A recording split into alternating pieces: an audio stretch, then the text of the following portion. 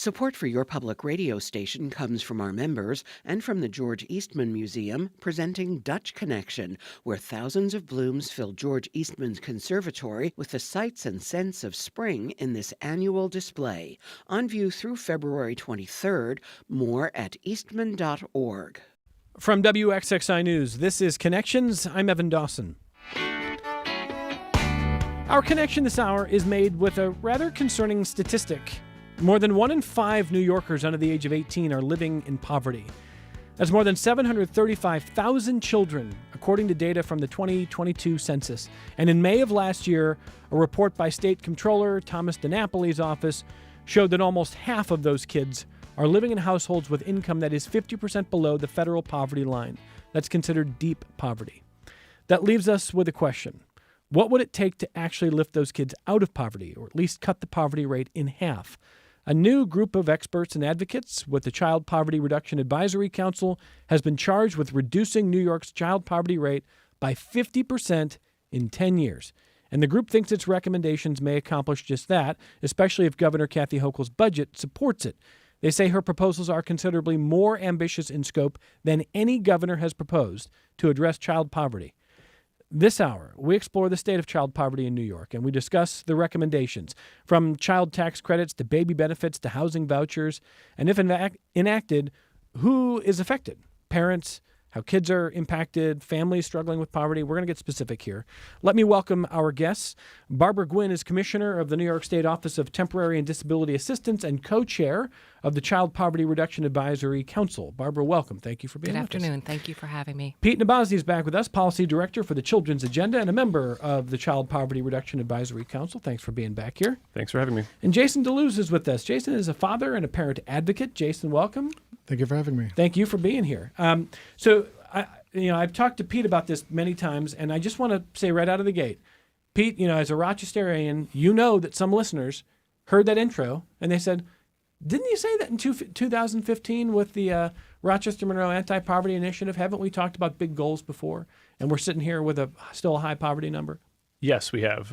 And at some level, this is a credit to this community. I think the attention that we've drawn on poverty and on child poverty specifically in Rochester has led the state to take a deeper look at the challenges that families across New York State are facing with experiencing economic hardship and poverty. And you're right. We, as a community in 2014, 2015, we came together and said we really want to tackle this problem. We have had some positive signs over the past 10 years, but I think as folks locally got into that work, it became increasingly clear that it was going to take state policy action to really drive down the rates of child poverty in this community. And people in this community were responsible in some part for helping pass the Child Poverty Reduction Act, which led to the establishment of this council and led to the work that the council has been doing for the past several years. And just to kind of put the backdrop, we've been talking a lot about the fast changes coming from a new presidential administration. Here's what I'm having a hard time getting my head around. During the campaign, the vice presidential candidate, now Vice President J.D. Vance, he talked a lot about family support, encouraging couples to get married, encouraging couples to have more children, larger families, more support for kids. He talked about a child tax credit, which sunsetted and didn't come back several years ago. And Pete, you've talked, and I'm sure we'll talk this hour about what that means and how direct that can be in lifting kids out of poverty. So you have a vice president who talks a lot about this, but this administration has also come in with just a blowtorch to federal agencies, and we're hearing all kinds of things are getting cut before people even really know it. And then the next day, well, we're going to try to hire the nuclear inspectors back, and whoops, we're going to try to get those FAA investigators back, and I don't know how this affects some of your work or some of Barbara's work. We'll talk about that. But what is the moment like? Is it uncertain? Do you feel like there will be possibly an atmosphere of support in Washington? Well, we'll see. I mean, unfortunately, the signs we've seen so far are more negative than I think some of us would have hoped.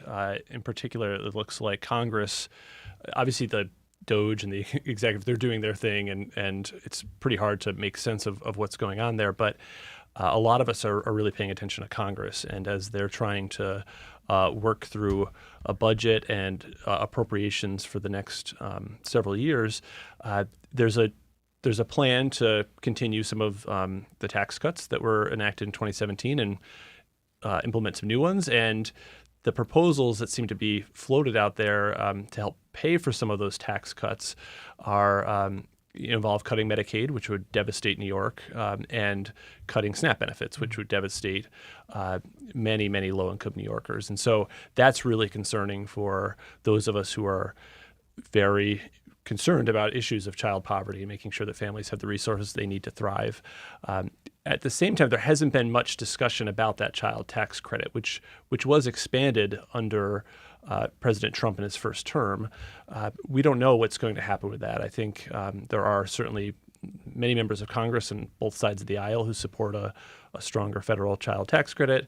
The vice president's spoken in favor of it, but it's too soon to tell how that will play out in the sort of budget-making process. See, you're going to think this sounds snarky. It's not meant to sound snarky. You talk about what Congress is doing. Is Congress doing things? Quietly, in certain areas they are. Yeah, I mean, I think they certainly, from what we can tell, are not. They seem to be a bit docile about some of the executive actions. Docile is a nice euphemism. Ceding almost all authority to the executive branch. But behind the scenes and quietly, things are moving towards some really potentially devastating cuts, and so a lot of us who pay attention to those bills moving through Congress are very concerned about what's going to happen. You're looking at Medicaid, you're looking at SNAP for starters. Yeah, those are the two big areas. I mean, if you're exempting Social Security and exempting Medicare and exempting defense, I mean, that's the bulk of the federal budget. And so where else is the money? The money is largely Medicaid. Yeah. Okay, so let's take a step back here. Barbara, can you describe how you see the mission of this Child Poverty Reduction Advisory Council? And frankly, if you think some of these big goals are realistic. I absolutely think the big goals are realistic. The charge of the council is to develop recommendations to submit to the governor and the legislature on how New York State can reduce our child poverty rate by at least 50%. In December, we did issue a report with initial recommendations. Our charge is critical and important, but it's also pretty simple, right? We have a lot of evidence out there, including what we saw when the federal child tax credit was increased and then when it was taken away. It was quick. It quickly moved families out of poverty, and it quickly put families back into poverty when it was taken away. So I think our charge is, again, very noble, but I also think it is something that we can do, and we have come up with recommendations. It is not inexpensive to do, and we are, this year so far, Governor Hochul has proposed a historic increase in the child tax credit for New York State, and so that is a very positive step in the right direction. We're going to hear more of Jason's story coming up here because the Children's Agenda calls him a VIP, a very invested parent, and I know your own life story is one that has plenty of experience about some of the wonky policy stuff we're going to talk about, how it actually affects people. Barbara and Pete, do you want to take us through some of the specific, and I should ask you, I mean, Pete, you mentioned possible cuts. Some of what you and Barbara and the council are going to work on, is it almost immediately impossible to reach these goals if we see these cuts to Medicaid or SNAP, or can you circumvent them at the state level? I mean, I'd hope that New York State would do everything that it can, and as a member of this council, I would plan to push the state to do it. But you're right. I mean, the federal government has the biggest checkbook and is the biggest funder of services that support low-income families, whether you're looking at SNAP or Medicaid or the earned income tax credit or the federal child tax credit. We rely heavily on the federal government for a lot of programs and a lot of supports from New Yorkers. So it would be very challenging. We'd be sort of trying to catch, I don't know, a falling sword or something, to avoid some of these damages. But I think the items that we've put forward as recommendations are things that New York can do and would benefit, so many New Yorkers. And so those of us who are advocates are going to pay attention to what's happening at the federal level and work to try to stave off some of those potential cuts. But we also have to work with the things in our control, and the things that we're recommending are programs that New York can invest in and that could help millions of New Yorkers. Barbara, to Pete's point about the federal cuts, that first week of DOGE, we saw about a 24-hour period where it looked like Medicaid and even SNAP could be cut. We've talked to state representatives whose phones were blowing up, and then the federal government came out 24 hours later and they're like, well, it's not Medicaid, like not right now. But certainly if you're going to get serious about cutting, they've talked about cutting $2 trillion from the federal budget. The money is in the military and the money is in Medicaid and Medicare. And so do you expect those cuts, and do you agree with your colleague here that there could be some effort to mitigate? I mean, I'm wondering what you think the effects could be. Yeah, I mean, the effects would be devastating. So I think that hopefully members of Congress will start speaking up, coming together, because while New York State has 3 million individuals receiving SNAP every day, every state has a lot of families and individuals receiving SNAP, and all states really rely on federal assistance. So if some of those serious cuts go through, regardless, if it's Medicaid or if it's SNAP, any one of those would certainly undermine our efforts. And so it's really important that, that Governor Hochul continues to speak up and to work with our congressional delegation to avoid those cuts, because, as Pete said, Rochester can't do this on its own. Rochester does need the state to step up and take additional actions to invest in low-income families if we want to really reduce child poverty in our state. And I would say the same thing about the federal government. States need the federal government's support, and this is certainly not a time, given the high rates of poverty, for the federal government to back away. And there was, during the campaign, there was a decent amount of talk about expanding the federal child tax credit on both sides of the talk. And so we will remain hopeful and continue to advocate for that. Well, and I think it would be useful to hear from Barbara and Pete a response to an email I got before we get into Jason's story. And the email comes from a listener who, like a lot of Americans, is watching what's going on with DOGE and thinking maybe this is an important time to be cutting waste and fraud and abuse. And there's waste, fraud, and abuse everywhere. And so Chaz says the fourth highest child poverty rate in the nation in New York State, the first highest taxes in the nation, but somehow I'm the crazy one for wanting to know where my money went. So he's essentially what Chaz is saying is, aren't we already spending a lot in tax dollars? I mean, why are we talking about doing more? Why aren't we getting more for it already? What do you think? So, I mean, we do spend tax revenues that come in, and we spend it on Medicaid, we spend it on schools, we spend it on roads and bridges.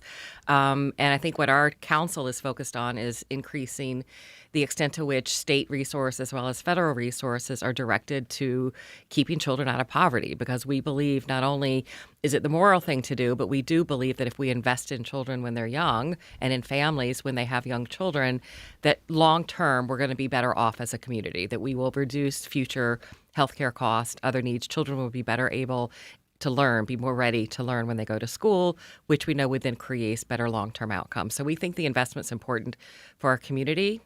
That doesn't mean there's not places within government that can be trimmed. I think we would prefer an approach that was a bit more thoughtful and discriminate in terms of the actions that are being taken, and for people to think through before they announce something what the ramifications would be.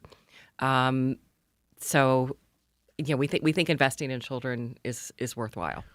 I don't know, Pete, if we're in an era where we're going to see a whole lot of thoughtful consideration before a press release. A good example was the wildly inaccurate claims about Social Security last week that Elon Musk is out there musing about how we've got millions more people getting Social Security than are even alive, or there's a 150-year-old person getting Social Security.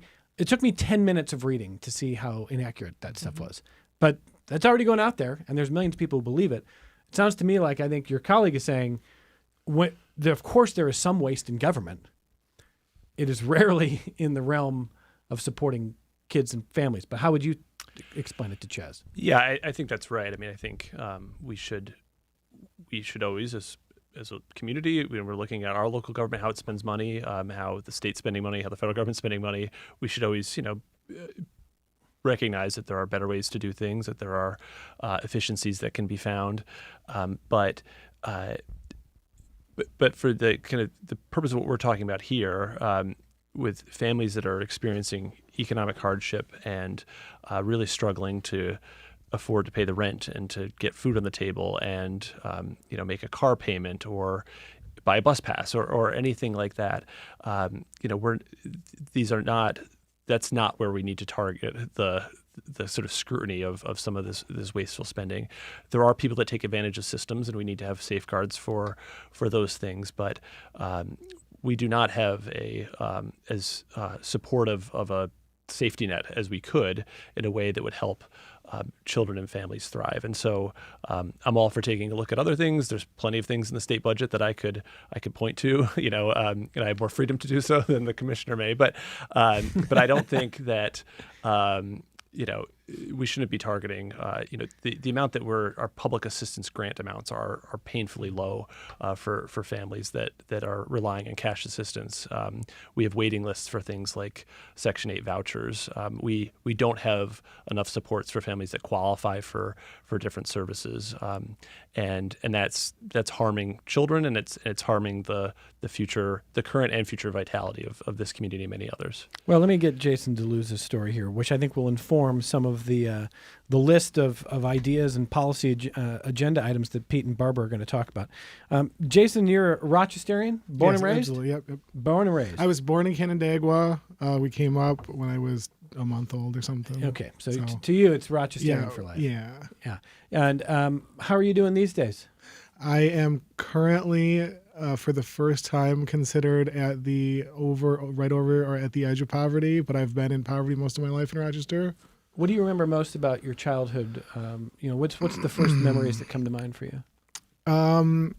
Food insecurity, definitely. My mom was also a very heavy smoker, and that was the choice that she made in how to spend the little bit of cash assistance she got, unfortunately. But I don't think most people use cash assistance like that, but that's the way that she did choose to use it.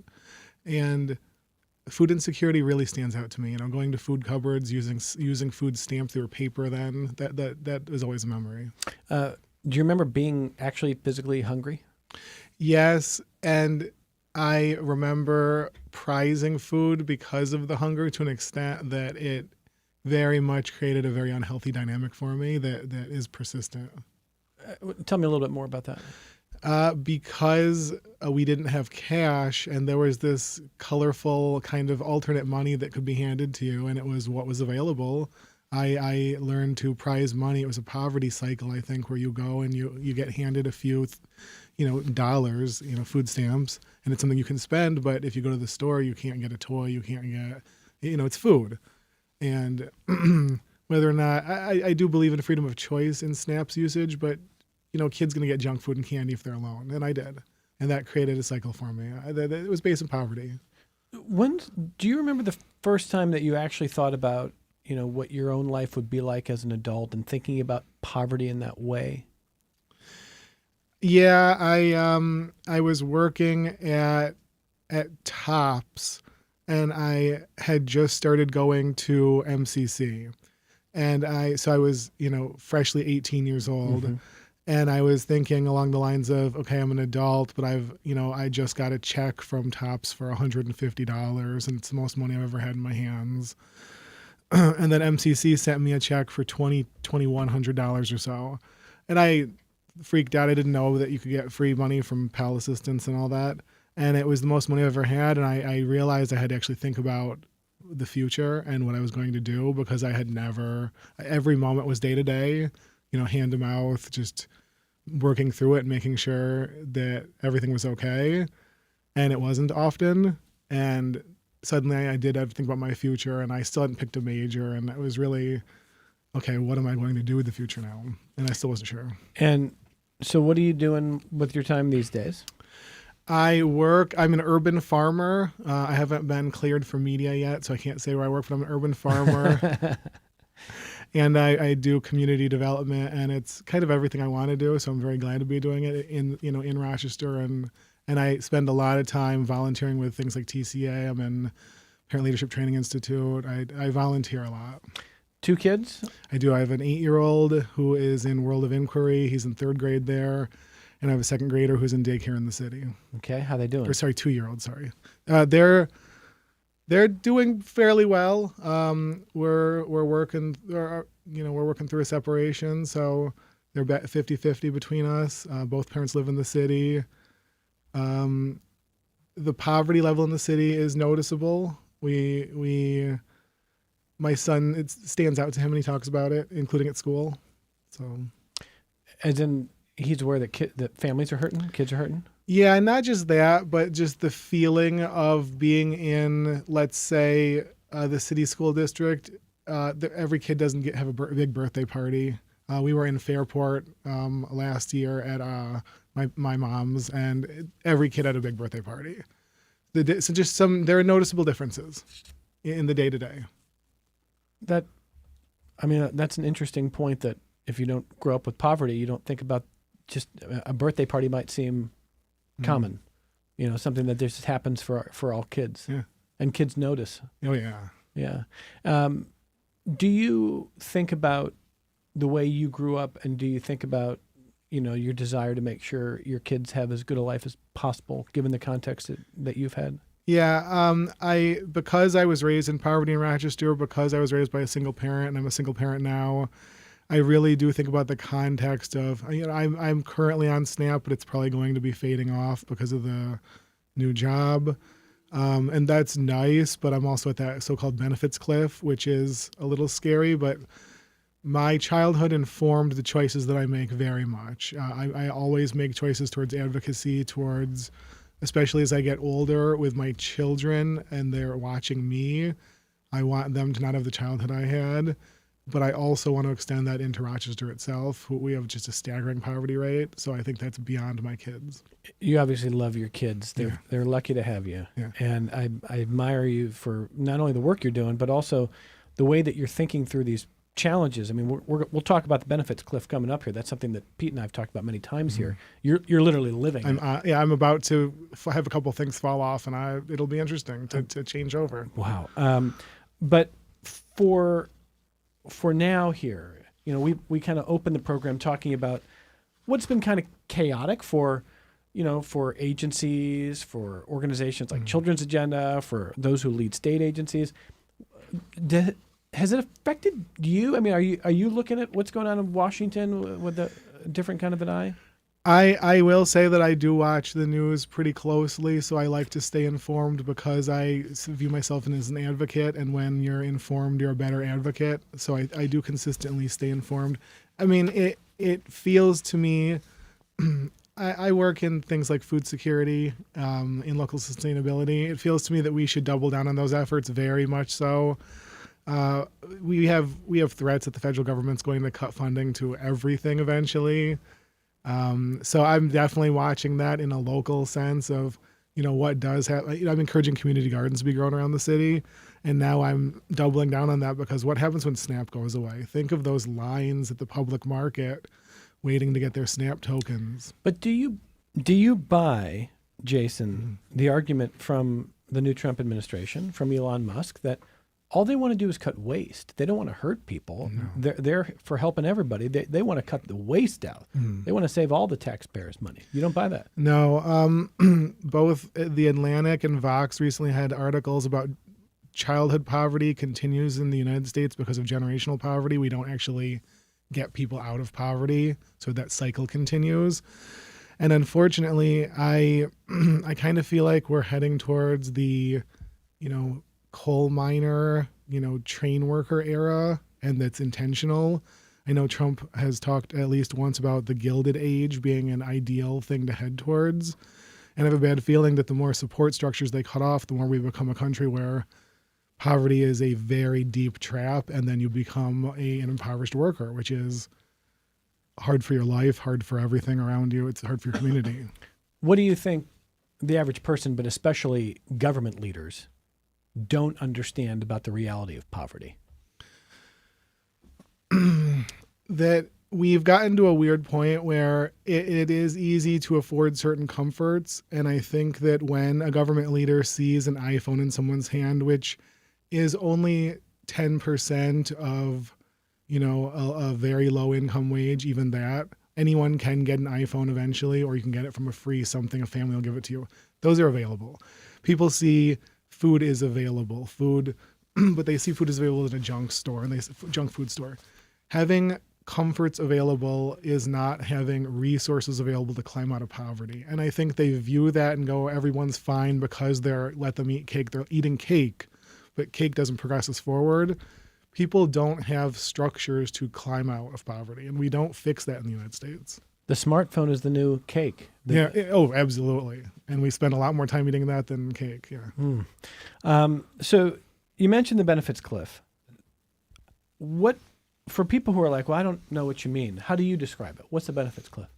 The benefits cliff is a point where you are told that you have reached a certain percentage below or above the poverty rate for an individual with your children, number of children, spouse, whoever's in your household, where suddenly you either have a marked decrease or completely lose things like Medicaid, SNAP, free daycare, a lot of benefits that when you add them up are so much money that there is a possibility at a certain point in the benefits cliff that you are losing money by losing that SNAP. You know, if you got $2 less an hour, you could keep the SNAP, which would give you the same $8,000 or more a year. And it's a goofy line. So it's actually a bad deal to get a raise at times. Oh, absolutely. If suddenly you have to reapply for Medicaid and they cancel you and now you have to pay a premium, absolutely. Okay. So I want to ask Pete and Barbara if there's anything they think we should do about that. Then what we'll do is we'll take our only break of the hour, and we're going to work through some of the specific proposals that could animate the next number of years in the state as we address some of these issues. But that benefits cliff story is one that we've talked about. What do you want listeners to understand about that situation? Yeah, it's a really challenging public policy issue that many families encounter all the time, and we see it with lots of well-meaning programs. We in New York and the United States, we want to target assistance to those who need it the most, and so we prioritize providing, whether it's health insurance through Medicaid or SNAP benefits or temporary assistance, whatever. We say, okay, you're below a certain level, you get that benefit fully. And then we have scarce resources. And so we say, okay, it's going to phase out, or hopefully we say it's going to phase out. Sometimes it just goes away if you get $1 more. But because we have that desire to target, we often have these very steep phase outs of these programs or these cliffs. And I think when these programs are being designed, they've been designed in a vacuum and not also taking into account that other programs are also phasing out at that time. And so we have all sorts of people between 100% of the federal poverty level and 200% of the poverty level are facing at the same time, phase outs from a loss of Medicaid, or that's a cliff in that instance, or SNAP benefits, or the earned income tax credit is phasing down at that point.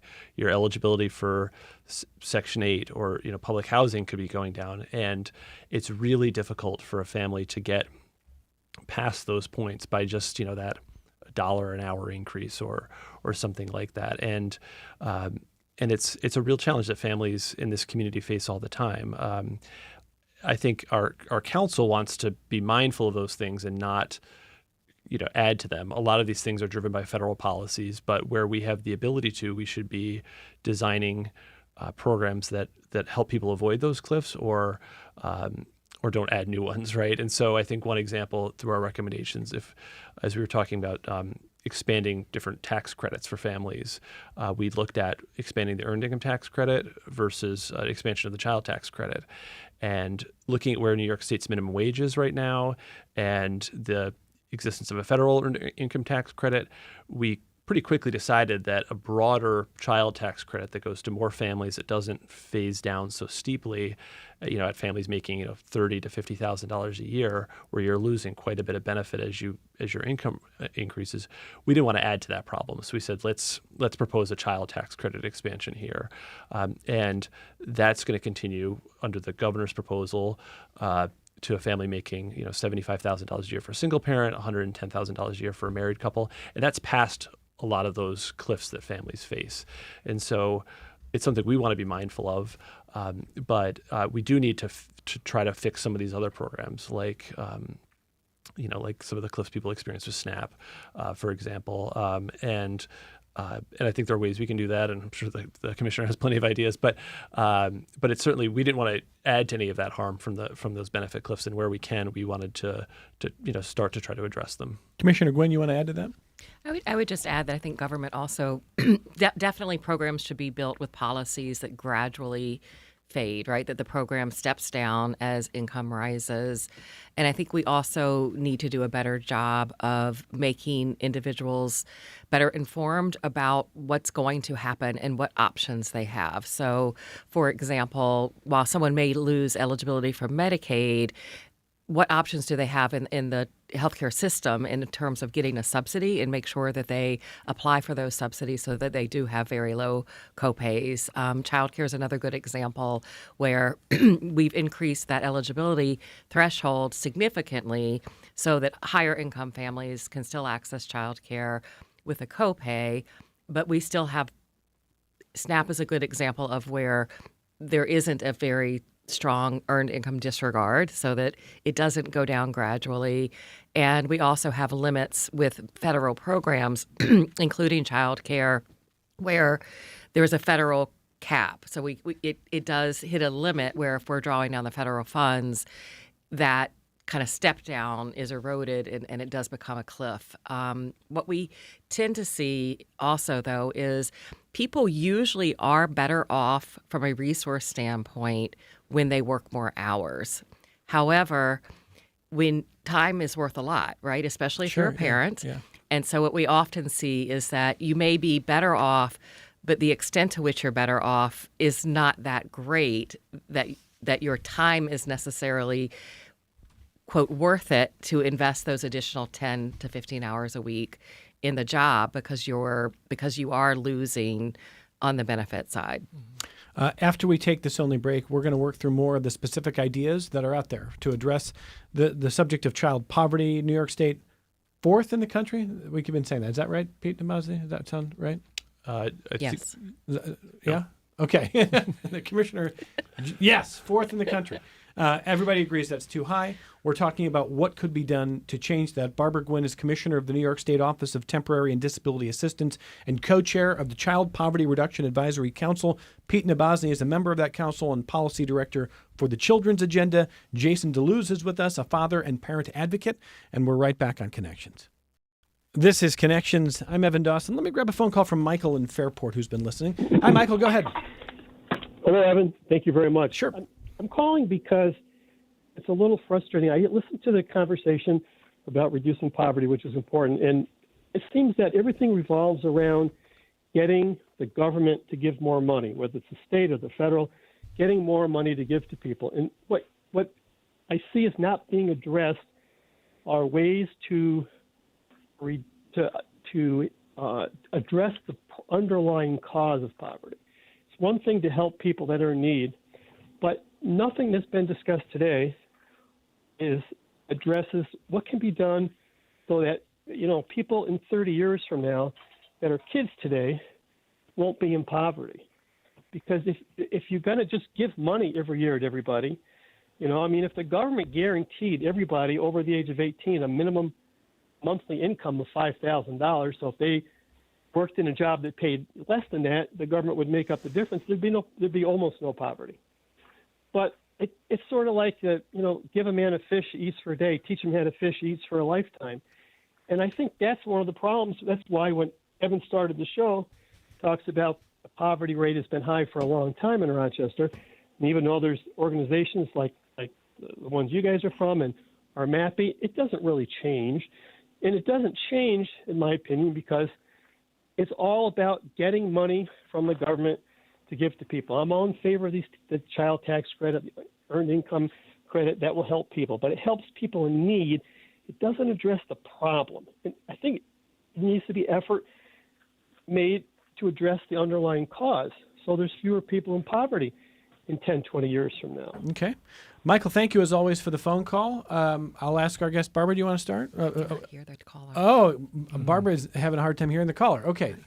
So some of what, let me just restate a little bit of some of what Michael said. I'll let Pete start here. His concern is that direct cash assistance may ameliorate emergency situations, but it does not fundamentally change how someone is able to create earning for themselves going forward, and he thinks too much of anti-poverty efforts are just giving direct assistance to people as opposed to helping them, teaching them, guiding them toward a better life. Pete? Yeah, I mean, I think a couple things. I mean, first of all, you want to do both, right? We want to make sure that people's basic needs are being met, that, we are a wealthy country that has plenty of resources, and it's, I think, a moral imperative on all of us to ensure that kids aren't growing up without, food and shelter and the basics to get off to a good start to life. And I think that's a social obligation that we all have, and I think most people would agree with that. I think we should invest in programs, whether it's job training programs, different employment efforts. There are lots of those programs out there. There's plenty of folks who focus on workforce development and different ways to help people develop or further their sort of skills to get those jobs that help them earn a little bit more money, be able to provide more for their family, and those things are important. I think one of the things that sort of at least animates my work and how I try to think about this is that some of the strongest predictors of being an adult who's experiencing poverty is having grown up in poverty. If you look at anything, whether it's test scores, educational outcomes, health outcomes, all these things, being a child who experiences hardship in that way can lead to a lifetime of that. And what we're trying to do at some level is interrupt that cycle. If we can get families the resources that kids need to thrive in this generation, then we're setting up that next generation to not have those same level of needs. And I think that's as good of a case as any for some of these programs. We want to invest in these things today so that children in the future won't be in that position because their parents had more resources when they were growing up. And there's lots of data that kind of backs up that sort of approach. The federal child tax credit, well, you can use wonky terms. It's just money per kid. Yeah.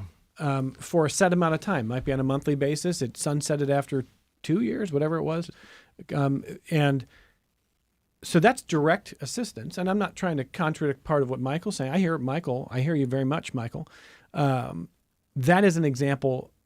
The kids were literally pulled out of poverty by that direct assistance, wasn't it? I mean, that's what the data showed? Yeah, most evaluations of it showed that it reduced child poverty nationwide by 40 to 50% was the estimate, and so that was a federal program that accomplished most of what we're trying to tackle here at the state level, and so that's informed a lot of our thinking about how to address this.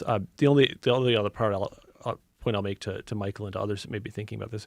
Our council was given a charge of finding a way to reduce child poverty by 50% in 10 years. And that 10 years is important. We want to act swiftly. We need to get programs up and running. We need to address this now. And 10 years is a long time. That's more than half of a child's lifetime. And yet it's not long enough to say, okay, we're going to invest in something that will, let's pretend for a moment that we could just invest in long-term solutions, not helping families now, so that next generation doesn't experience poverty. Well, if that worked, and I'm sort of skeptical that it would, you wouldn't see the return on that for 25 years when those folks have their own children. And so our time horizon for this work really did need to look at how could we put policies in place today, tomorrow, the next couple of years that will reduce child poverty and set those families up for breaking that generational cycle that we've been talking about. Commissioner Gwynn, do you want to add to that?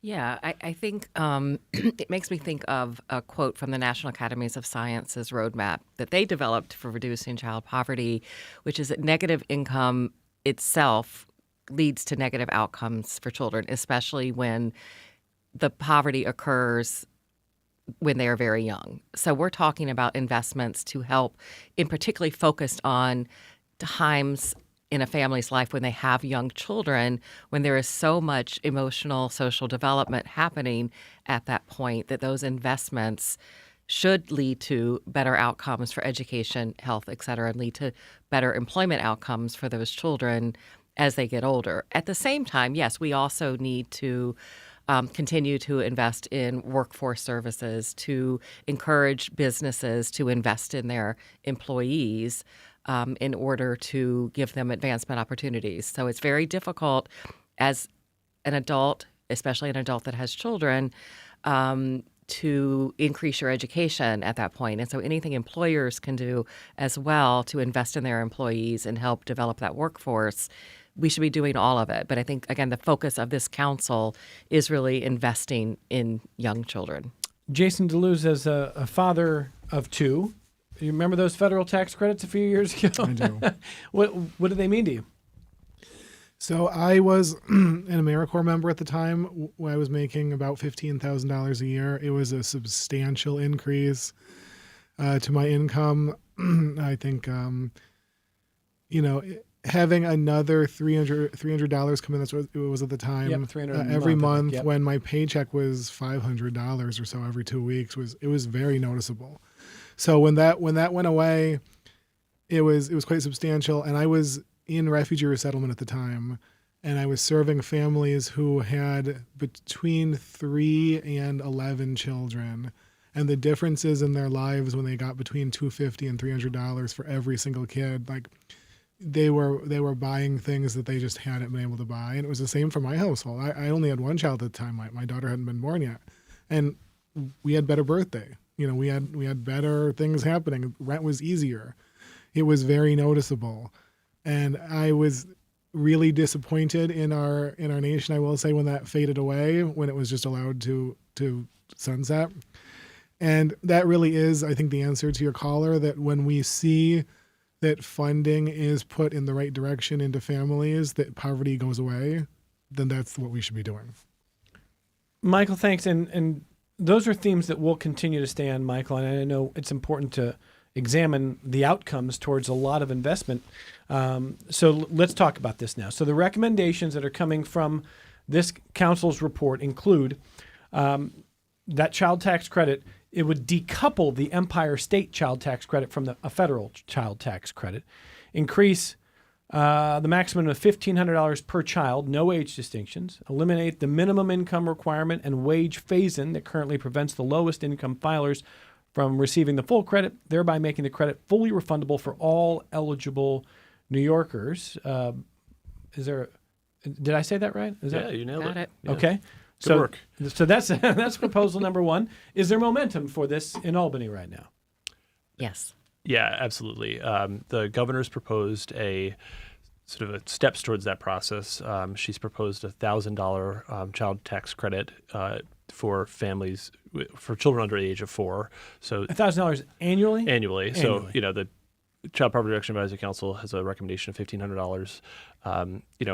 In our report, we acknowledge that things may take some time to implement. I mean, these things are costly.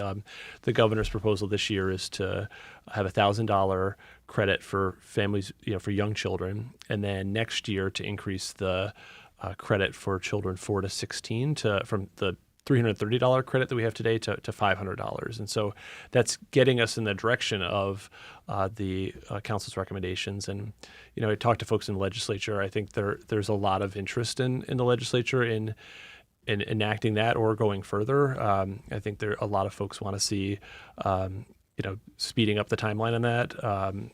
And making the credit larger for those older kids too. So we'll see how that plays out with the state budget process. But I definitely think there's a tremendous amount of interest, and I'd be surprised if nothing went through this year. It seems like it's really moving forward in a really positive way. Commissioner, I think you agree with that based on your reactions to Pete's comments there. Yeah, absolutely. We're really happy that Governor Hochul is putting kind of a down payment on the recommendations from the council. Every budget season, there are a lot of difficult choices to be made in terms of where revenues are invested. And she made a decision. She wanted to invest $825 million to help support families. And I would just also add that the estimate that we have from the Urban Institute that we're working with on the Child Poverty Reduction Advisory Council, they have estimated that if the governor's proposal advances, it would reduce child poverty in New York State by 8.2% and about 10% for children under 4. So that is the child tax credit portion. Then there's portions of recommendations on public assistance, housing assistance, and some reforms as well. And so in our remaining time, let's make sure people understand that. So I'm going to give the Commissioner, Pete Nabowsi from the Children's Agenda, some time to talk about that. Public assistance, what should we know about this recommendation? So the recommendation from the Council on Public Assistance is to increase what's referred to as the basic portion of the public assistance grant. There are different pieces. Some is intended for shelter, et cetera. And so the recommendation is to essentially double that amount of assistance. Right now, I believe it's $158 per month for a single individual, and $336 per month, I believe, for a family of 3. So the recommendation is to double that. What really surprised me was the extent to which this would reduce child poverty.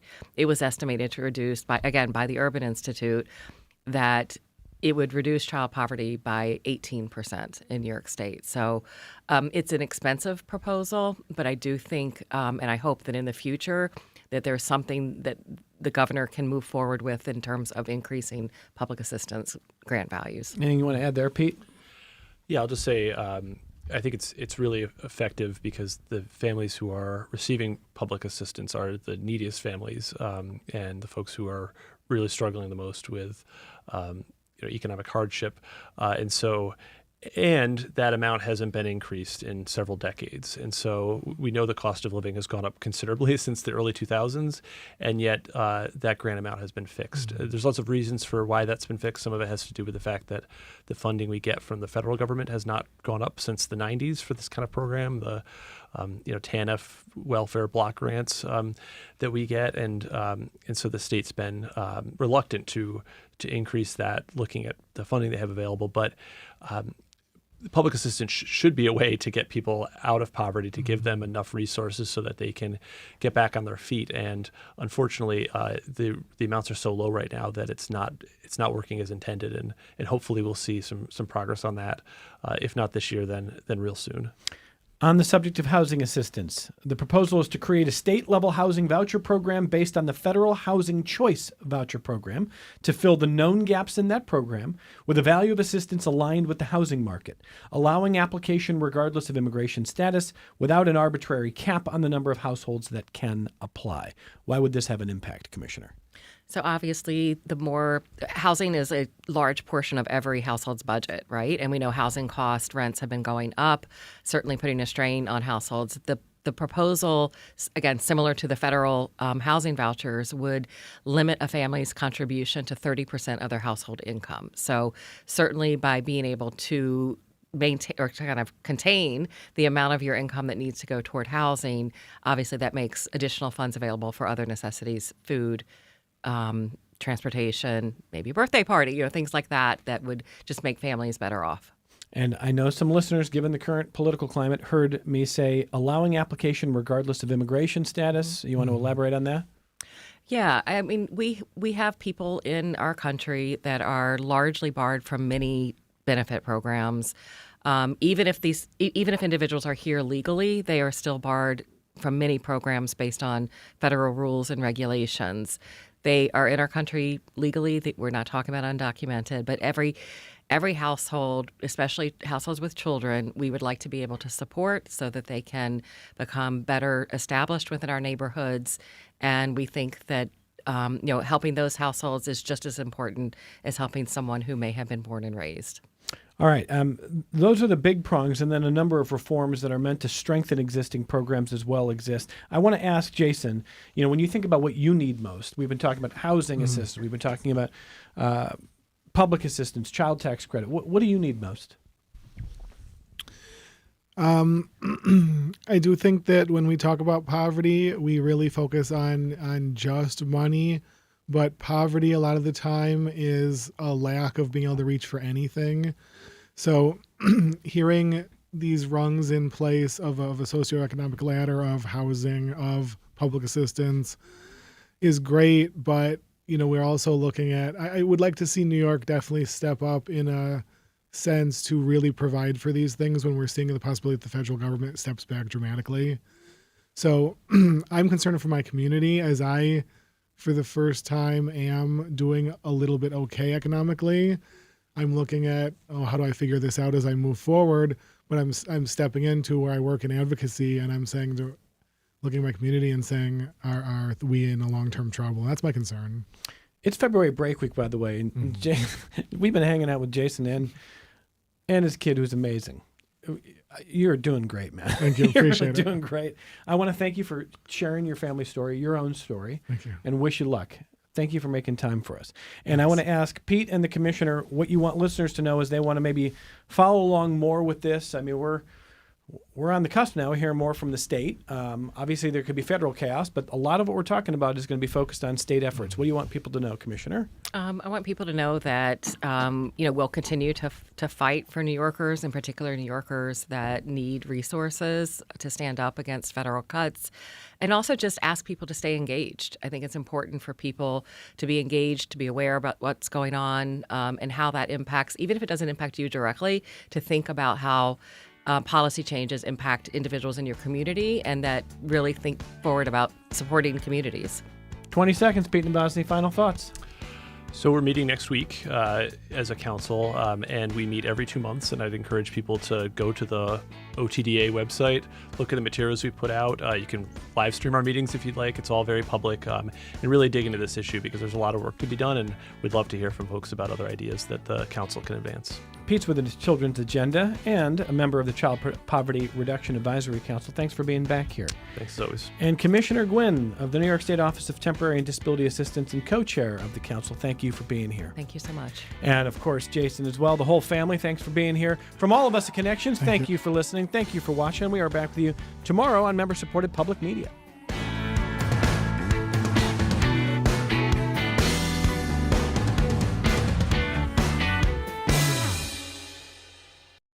This program is a production of WXXI Public Radio. The views expressed do not necessarily represent those of this station, its staff, management, or underwriters. The broadcast is meant for the private use of our audience. Any rebroadcast or use in another medium without expressed written consent of WXXI is strictly prohibited. Connections with Evan Dawson is available as a podcast. Just click on the Connections link at WXXInews.org.